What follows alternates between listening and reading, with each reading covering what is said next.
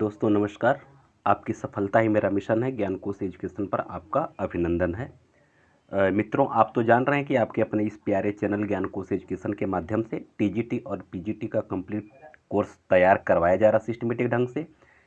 नाटक का complete course तैयार हो चुका है, प्रैक्टिस सेट भी आपको मिल चुका है। इस समय हम लोग निबंध पर निबंध का अध्ययन कर रहे हैं। निबंध पर वीडियो आपको मिल रहा है और इसी बीच में कुछ विशेष प्रैक्टिस सेट भी आपको मिल रहा है।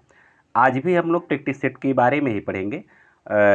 इसके पहले आप 35 क्वेश्चन प्रैक्टिस सेट के बारे में पढ़ चुके हैं और उसका पूरा व्याख्यात्मक रूप से इसका अध्ययन हम लोग कर रहे हैं।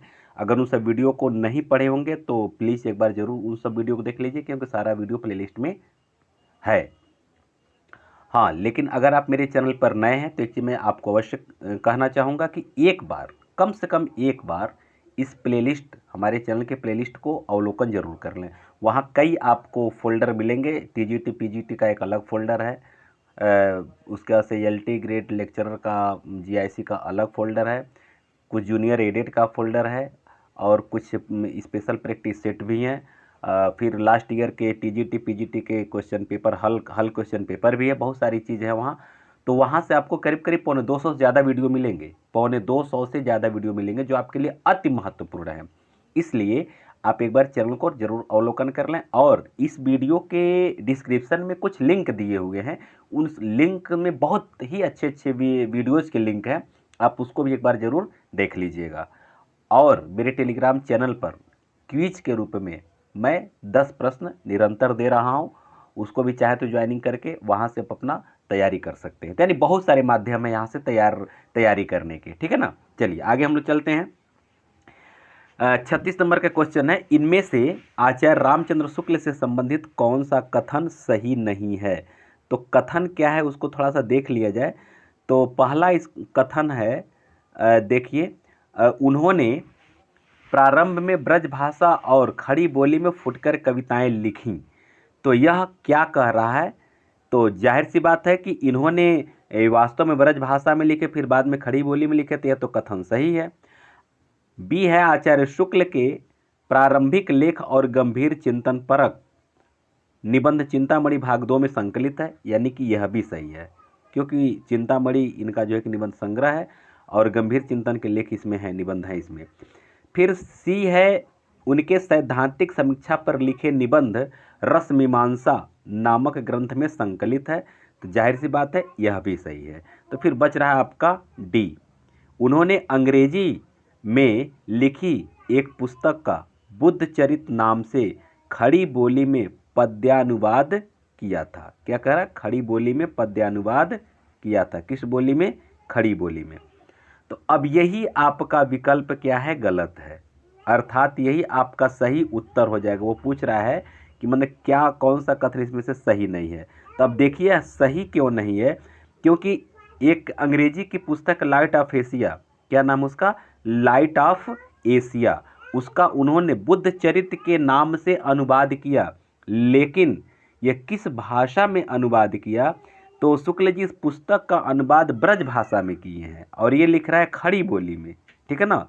तो ये ब्रज भाषा में अनुवाद किए, इसलिए यहाँ अगर आप ध्यान नहीं देंगे तो आपको लगेगा कि यार यही विकल्प सही है। तो थोड़ा सा ध्यान देना जरूरी है। तो ये ब्रज भाषा में, तो ये आपका सही उत्तर हो जाएगा। अगला आपका जो क्वेश्चन है, क्वेश्चन नंबर 37 जो कह रहा है कि वक्रोक्त के विरोधी आचार्य हैं। वक्रोक्त के विरोधी आचार्य कौन है आपको ये बताना है। तो आपका 37 का आपका हो जाएगा क्या? डी, विश्वनाथ। विश्वनाथ जो है वक्रोक्त के विरोधी आचार्य हैं। और विश्वनाथ ने कुंतक का जो सिद्धांत जो दिया हुआ था, कुंतक का जो सिद्धांत था वक्रोक्त, इसका इन्होंने क्या किया है? खंडन किया है, ठीक है ना। और विश्वनाथ द्वारा जो रचित जो ग्रंथ है, आप इसको जानते हैं, साहित्य दर्पण उसका नाम है। क्या नाम है? साहित्य दर्पण इनके पुस्तक का नाम है, साहित्य दर्पण। जबकि अगर भामा की बात किया जाए तो भामा का एक जो है कि ग्रंथ है काव्यालंकार। क्या? काव्यालंकार। काव्यालंकार इनका जो है यह अलंकार ग्रंथ है, ठीक है। मम्मट के अगर बात किया जाए तो इनका है काव्य प्रकाश। क्या है? काव्य प्रकाश जो है कि इनका ग्रंथ है, काव्य प्रकाश। ठीक है ना।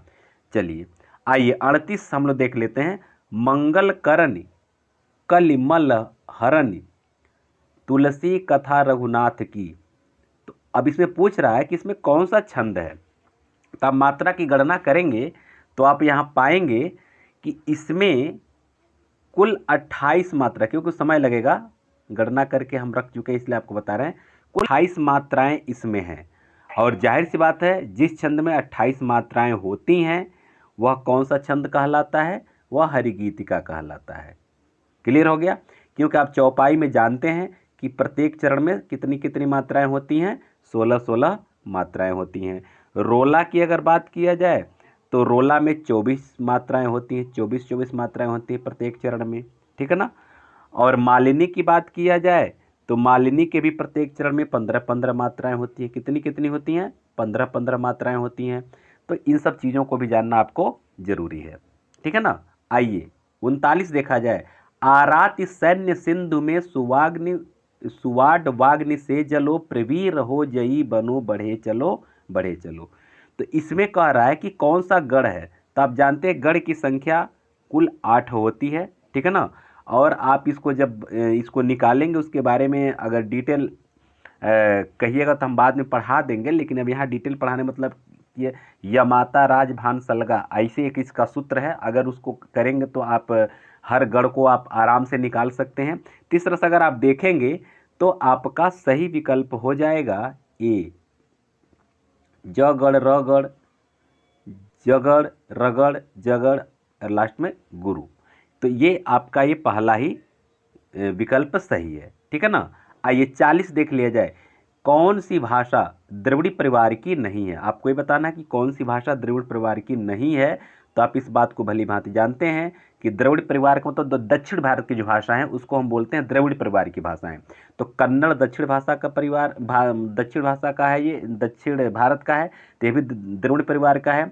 मलयालम भी द्रविड़ परिवार का है, तेलुगु भी द्रविड़ परिवार का है। फिर बच क्या रहा है, बंगाली। बंगाली जो है कि द्रविड़ परिवार का भाषा नहीं है। यही आपका सही विकल्प हो जाएगा। क्लियर। राजस्थानी पंजाबी राजस्थानी हरियाणवी ब्रज में प्रभावित साहित्यिक खड़ी बोली या देहलवी से किस हिंदी का विकास हुआ। तो 41 का आपका हो जाएगा बी, मानक हिंदी का विकास हुआ। पंजाबी राजस्थानी हरियाणवी ब्रज भाषा प्रभावित जो साहित्यिक खड़ी बोली है, तो साहित्यिक खड़ी बोली के माध्यम से जो कि मानक हिंदी का विकास हुआ। ठीक है ना। आइए 42 देखा जाए। भाषा वह साधन है जिसके द्वारा मनुष्य अपने विचार दूसरों पर भली भांति प्रकट कर सकता है। यह कथन पूछ रहा है कि किसका है। ठीक है ना। तो अब आचार्य रामचंद्र शुक्ल का है कि नहीं है, तो बिल्कुल नहीं है। जॉर्ज गिल क्राइस्ट की बात किया जाए तो इनका भी नहीं है। अगर जॉर्ज गिरिसन की बात किया जाए तो इनका भी नहीं है। तो कथन बच किसका रहा है, कामता प्रसाद गुरु का। ये कामता प्रसाद गुरु का ये कथन है। ठीक है ना, कि भाषा वह साधन है जिसके द्वारा मनुष्य अपने विचार दूसरों पर भली भांति प्रकट कर सकता है। आइए 43 नंबर का क्वेश्चन हम लोग देख लेते हैं। 43 नंबर का क्वेश्चन क्या कह रहा है, कुप्पी टोपी नीर पापड़ किस भाषा परिवार से हिंदी में आगत शब्द है। मतलब ये हिंदी में आए तो हैं लेकिन ये किस भाषा परिवार से आए हैं, अब ये पूछ रहा है। ठीक है ना। तो देखिए यह आपका आर्य भाषा परिवार की बात अगर किया जाए तो यहाँ से नहीं है। चीनी तिब्बती की बात किया जाए यहाँ से भी नहीं है। सामी हामी परिवार की बात किया तो यहाँ से भी नहीं। फिर बच क्या रहा है आपका द्रविड़ भाषा परिवार। तो द्रविड़ भाषा परिवार यानी कि विकल्प नंबर ए यही आपका क्या है, सही है। दोस्तों प्रश्नों का कलेक्शन कैसा है आप कमेंट में हमें अवश्य बताएंगे, क्योंकि आपका कमेंट हमें दिशा प्रदान करता है। ठीक है ना। कमेंट देना जरूरी है कि प्रश्नों का हम जो सेलेक्ट करके आपके सामने प्रस्तुत कर रहे हैं वह कैसा है। अगर प्रश्न अच्छे लग रहे हो तो मैं अपने पुराने साथी से निवेदन करना चाहूँगा कि इसको एक कम से कम एक लाइक कर दीजिए और अपने दोस्तों तक शेयर कीजिए। और अगर आप मेरे चैनल पर नए हैं तो जैसा कि मैं पहले बताया कि एक बार कम से कम प्लेलिस्ट को खंगाल लीजिए और एक बार इस डिस्क्रिप्शन को देख लीजिए और यहाँ से प्रतिदिन वीडियो अपलोड हो रहा है, तो डेली बाय डेली वीडियो अगर आपको देखना है तो इस चैनल को सब्सक्राइब कर लीजिए और यहाँ से बहुत शानदार ढंग से आपकी तैयारी हो जाएगी। चलिए आगे हम लोग बढ़ते हैं। क्वेश्चन नंबर 44, इसमें से कौन सी बोली पश्चिमी हिंदी के अंतर्गत नहीं आती है? अब आपको ये बताना है। तो पश्चिमी हिंदी के अंतर्गत जो नहीं आती है आप बताएं। अगर खड़ी बोली की बात किया जाए तो खड़ी बोली को हम एक और नाम से जानते हैं जिसको हम कौरवी बोलते हैं। क्या इसका नाम है? कौरवी भी इसका एक नाम है। तो यह तो पश्चिमी हिंदी के अंतर्गत आती ही जाती है। ब्रज भाषा की बात किया जाए तो ये भी आती है। कन्नौजी की बात किया जाए ये भी आती है। तो पश्चिमी हिंदी में जो 5 बोलियां हैं, 3 तो आप देख चुके, खड़ी बोली, ब्रज, कन्नौजी और ये 3 कन्नौजी। इसके बाद है बुंदेलखंडी। क्या है? बुंदेलखंडी। बुंदेलखंडी जो है यह भी पश्चिमी हिंदी के अंतर्गत आती है, ठीक है ना। और एक है बांगरू जिसको हम हरियाणवी भी कहते हैं। क्या क्या कहते हैं? बांगरू कहिए या हरियाणवी। हरियाणवी, ठीक है ना। तो ये 5 हैं। तो जाहिर सी बात है क्या बच रहा है? आपका अवधि बच रहा है। तो ये अवधि आपका नहीं है। अब आप बताएंगे कि अवधि किस भाषा के, किस हिंदी के अंतर्गत आती है, आप कमेंट करके बताएंगे, ठीक है ना। आइए 45 नंबर का क्वेश्चन देखा जाए। इनमें से कौन सा कथन गलत है? अब आपको गलत कथन को छांटना है। तो देखिए, पहला है विकसित तथा प्रयोग क्षेत्र की दृष्टि से बोली का रूप भाषा से छोटा होता है। तो हाँ, बिल्कुल सही है, ठीक है ना। रूप रचना की दृष्टि से बोली पूर्णतः विकसित होती है। तो बोली पूर्णतः विकसित नहीं होती है, अविकसित होती है। इसलिए सही विकल्प आपका यही है, बी। क्योंकि तीसरा यानी कि सी जो है, बोली दैनंदिनी व्यवहृत होने वाली घरेलू अभिव्यक्ति की माध्यम है, माने रोज रोज व्यवहार में आने वाले। तो बोली का प्रयोग हम अपने घरों में करते ही हैं। विभाषा बोली का विकसित रूप है, यह भी सही है। यानी कि बी वाला विकल्प ही आपका ये सही नहीं है, यही विकल्प आपका क्या है? गलत है। आइए 46 देखा जाए। भारतीय भाषाओं के भाषा सर्वेक्षण का कार्य संपादन एवं कई खंडों में उसका प्रकाशन निम्नलिखित विद्वान की अध्यक्षता में संपन्न हुआ। यानी किस विद्वान की अध्यक्षता में संपन्न हुआ, आपको ये बताना है। तो ये सही विकल्प आपका हो जाएगा बी 46, सॉरी, इस सही विकल्प आपका हो जाएगा डी, ठीक है ना। डी हो जाएगा। ये सर जॉर्ज ग्रियर्सन का है। ये जो है कि सर जॉर्ज इब्राहिम ग्रियर्सन, ठीक है ना। क्योंकि भारतीय भाषाओं का भाषा सर्वेक्षण का कार्य संपादन कई खंडों में उसका प्रकाशन इन्हीं के, ग्रियर्सन के अध्यक्षता में संपन्न हुआ था। और ग्रियर्सन अंग्रेजों के ज़माने में एक कर्मचारी थे। किसमें कर्मचारी थे? Indian civil service. किसमें थे ये? इंडियन सिविल सर्विस में क्या थे ये? कर्मचारी थे, जिसको आईसीएस बोलते हैं, ठीक है ना। उस समय एक परीक्षा चलता था आईसीएस का। तो उन्हीं के देखरेख में ये, उसकी अध्यक्षता में जो है कि ये संपन्न हुआ था। आइए 47 नंबर का क्वेश्चन हम देख लेते हैं। हिंदी की वैज्ञानिक एवं तकनीकी शब्दावली के निर्माण हेतु संस्कृत शब्दों को प्राथमिकता देते हुए उपयोगी शब्द ग्रहण किए जाते हैं। तो क्या ग्रहण किए जाते हैं? तो आपको ये बताना है। क्वेश्चन नंबर आपका क्या है? 47। तो 47 का देखिए, कह रहा है कि इसको प्राथमिकता देने के लिए हिंदी की वैज्ञानिक एवं तकनीकी शब्दावली के निर्माण हेतु संस्कृत शब्दों को प्राथमिकता देते हुए उपयोगी शब्द जो हैं यह सभी मान्यता प्राप्त, किसमें? सभी मान्यता प्राप्त भारतीय भाषाओं से है, ठीक है ना। तो यही आपका विकल्प हो जाएगा सही, यानी कि डी, ठीक है ना। अब आइए 48 नंबर का क्वेश्चन हम लोग देख लेते हैं कि अवधी भाषा की शब्दावली क्या है। अवधी भाषा की शब्दावली क्या है?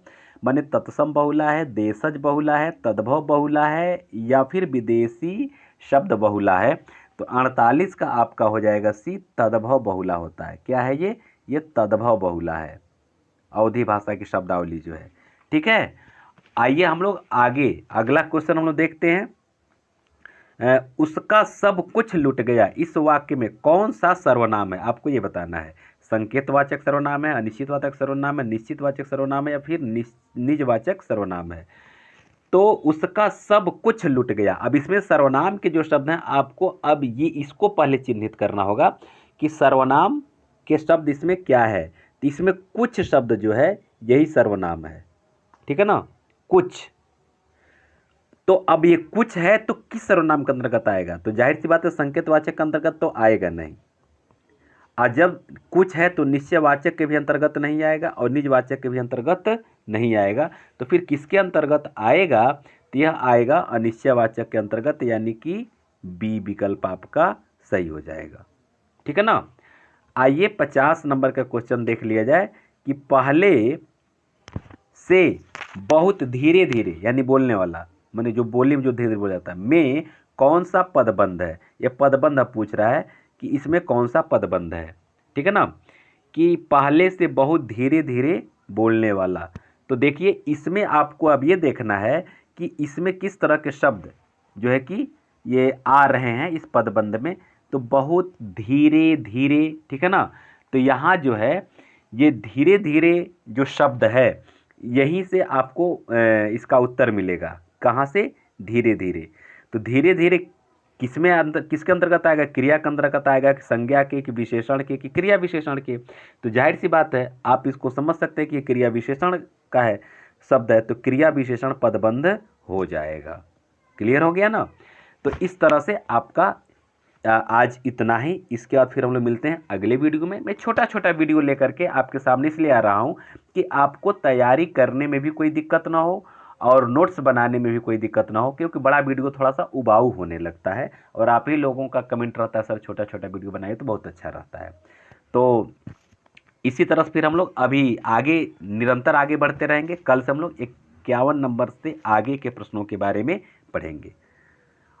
अगर आप तक हमारे साथ बने हुए हैं और मेरे चैनल पर नए हैं तो एक निवेदन है, आप इसको सब्सक्राइब कर लीजिए। और मेरे पुराने साथी जो हैं जाते जाते भूलिए मत लाइक और शेयर अवश्य कर दीजिए। बहुत बहुत धन्यवाद।